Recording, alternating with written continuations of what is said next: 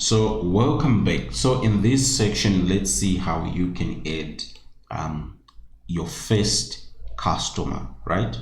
So let's just we can add a customer using this functionality. So we can click on plus, then we can click on add customer, or we can just come up on this menu here under sales, and then you can click on customers.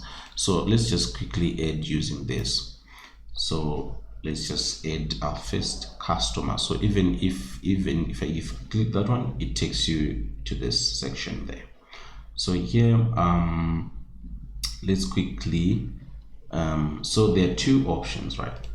So you can import customers, or you can add customers manually. Okay, so here let's just quickly add a customer manually. So here you can first add the name of the contact person or a representative of this company that you want to deal with, also your products too, and then enter customer display name, customer name. You can add their contact information, address, payments, right? Like here, what's the primary method? Do they pay you using bank, or they pay you using cash? So for the purpose of this tutorial, we are saying these guys, they pay us using cash. And what are the terms?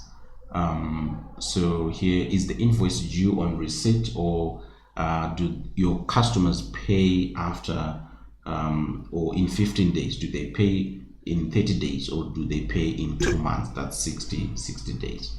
Okay, so for the purpose of this, we are going to choose some different set of terms there, but we can put the due on receipt for now.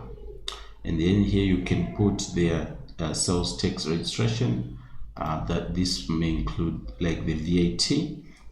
If you put their VAT number, you can put it here. And what's the opening balance? And then here we can just put 0 as of today.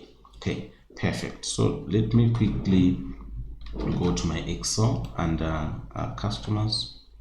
So on customers, I've got Honda. Okay, so let me check here. Okay, perfect. Let me quickly move that. So I've got Honda Motors. So here I'm just gonna copy that and paste that here, and also paste it here. Okay, perfect. So I'm not gonna put any phone number here, or any email, or any address, but in your case you may need to add that. And here I'm just gonna put I'm just gonna click on save. Okay, so this is how you create a customer, right?